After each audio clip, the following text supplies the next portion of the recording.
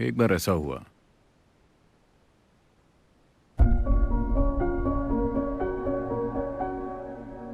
कि गौतम बुद्ध, क्या आपने सुना है उनके बारे में? सभी ने गौतम के बारे में सुना है।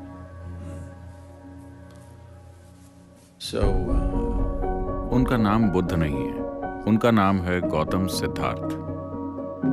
वो एक बुद्ध बन गए। वैसे वो दुनिया के इकलौते बुद्ध नहीं हैं। हजारों बुद्ध हो चुके हैं और आज भी हैं। तो गौतम एक दिन सुबह लोगों के एक बड़े समूह के बीच बैठे थे। सुबह सुबह मतलब कि इस समय से भी पहले एक आदमी आया और आकर पेड़ की आड़ में खड़ा हो गया। वो आदमी बहुत बड़ा भक्त है। वो राम का भक्त है। आप राम के बारे में जानते हैं? रमी नहीं, राम।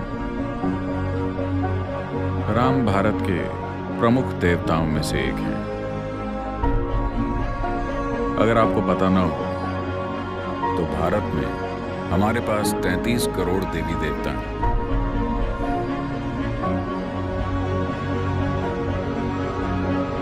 तो वो राम का बहुत बड़ा भक्त था।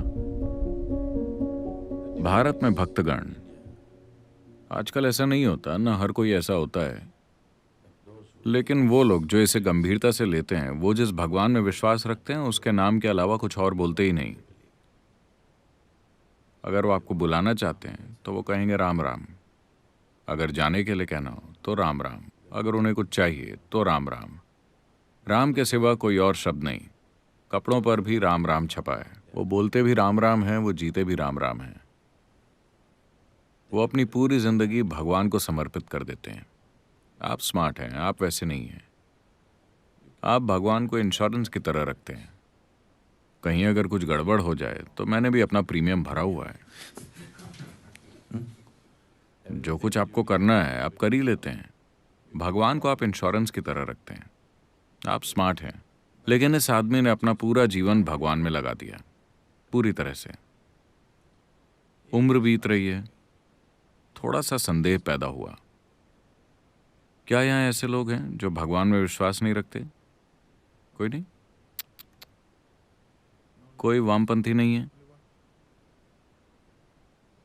सिर्फ एक। क्या नाम है आपका? सिर्फ जॉन और कोई नहीं?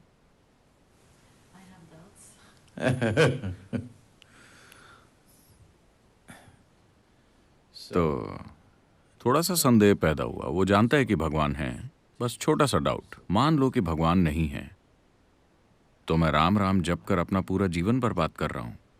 ये डाउट आपको तभी होगा अगर आप अपना पूरा जीवन लगा देते हैं। आप हफ्ते में सिर्फ 10 मिनट लगाते हैं तो आपको ये डाउट कभी नहीं आएगा।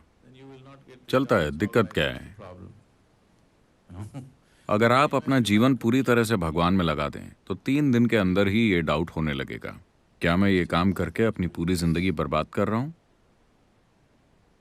और दूसरे लोग भी हैं जो भगवान में यकीन नहीं रखते। इस जॉन को देखो, यकीन नहीं रखता।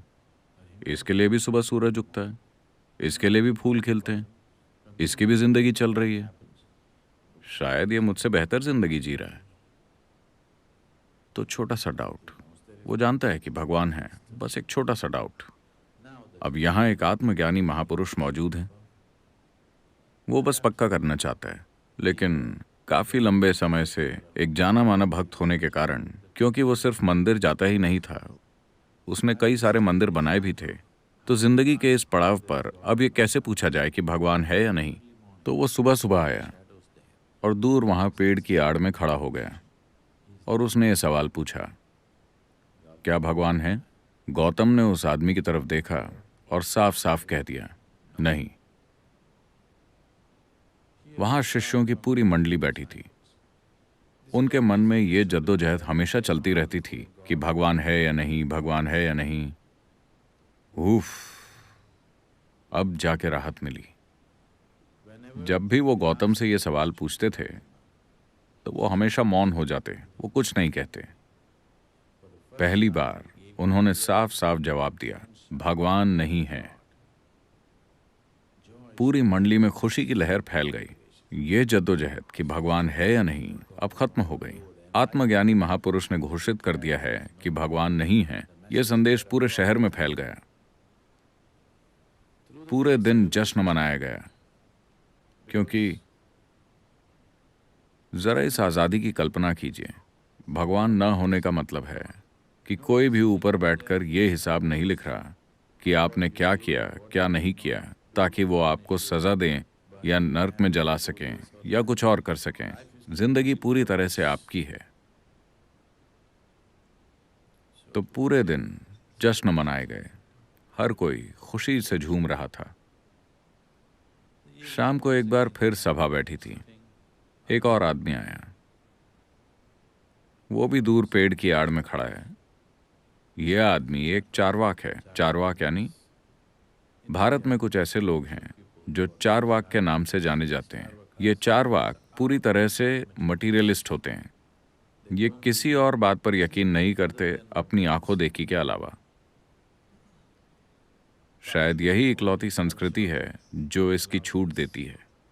आप देखेंगे कि बहुत से धर्म प्रचारक भगवान का संदेश फैलाने के लिए गांव-गांव जा रहे हैं, और भगवान के न होने का प्रचार करने वाले भी गांव-गांव जा रहे हैं और लोगों से बहस करके ये साबित कर रहे हैं कि भगवान नहीं है। शायद यही इकलौती संस्कृति है जो इसकी इजाजत देती है। बाकी जगहों में तो वो मारे जाएंगे। अगर आप चाहें तो भगवान का प्रचार कर सकते हैं, और अगर चाहें तो उनके न होने का। यही सच्ची डेमोक्रेसी है ना? ऐसा हजारों सालों से चलता आ रहा है। लोग गांवों में जाकर बहस करते हैं और साबित करते हैं कि भगवान नहीं है। तो ये एक एक्सपर्ट चारवाक है। आपका विश्वास चाहे कितना भी पक्का क्यों ना हो, अगर आपने 10 मिनट उससे बात कर ली तो वो साबित कर देगा कि भगवान नहीं है। हजारों लोगों को वो यकीन दिला चुका है कि भगवान नहीं है, भगवान नहीं है, भगवान नहीं है। उम्र बीत रही है। थोड़ा सा संदेह आ गया है। मान लो कि भगवान है। जब मैं वहां जाऊंगा तो क्या वो मुझे छोड़ देंगे? और ये सारे भक्तगण कहते हैं कि उनके पास टॉर्चर करने के लिए हर तरह के औजार हैं। चूंकि मैं ये साबित करने में लगा था कि उसका अस्तित्व ही नहीं है, वो शायद मुझे ज्यादा ही टॉर्चर करेंगे। वो जानता है कि भगवान नहीं है। उसने हजारों लोगों को साबित किया है कि भगवान नहीं है। बस थोड़ा सा संदेह है। अब एक आत्मज्ञानी महापुरुष मौजूद हैं। वो पक्का करना चाहता है। तो वो शाम को आकर वहां खड़ा हो गया और उसने भी वही सवाल पूछा, क्या भगवान है? गौतम ने उस आदमी की तरफ देखा और कहा, हाँ। एक बार फिर खलबली मच गई। सुबह उन्होंने कहा भगवान नहीं है। वो सभी बहुत खुश थे। शाम को वो कहते हैं भगवान है। तो गौतम ये कौन सा खेल खेल रहे हैं? देखिए, अगर आप विश्वास करते हैं कि भगवान है या आप विश्वास करते हैं कि भगवान नहीं है, दोनों एक ही चीजें हैं। You're in the same boat. You believe something that you do not know. आप ऐसी चीज पर विश्वास कर रहे हैं जिसे आप नहीं जानते। मैं इस पर विश्वास करता हूं, तुम उस पर विश्वास करते हो, इससे कोई फर्क नहीं पड़ता। आप किसी भी चीज पर विश्वास कर सकते हैं। हाँ, कोई भी किसी भी चीज पर विश्वास कर सकता है। ये जरूरी नहीं कि इसका सच्चाई से कोई भी लेना देना हो। अगर आप ये स्वीकार करें कि मैं नहीं जानता, तो जानने की चाहत पैदा होगी। अगर चाहत पैदा होगी तो खोज शुरू होगी, और अगर खोज शुरू होगी तो जानने की संभावना भी होगी।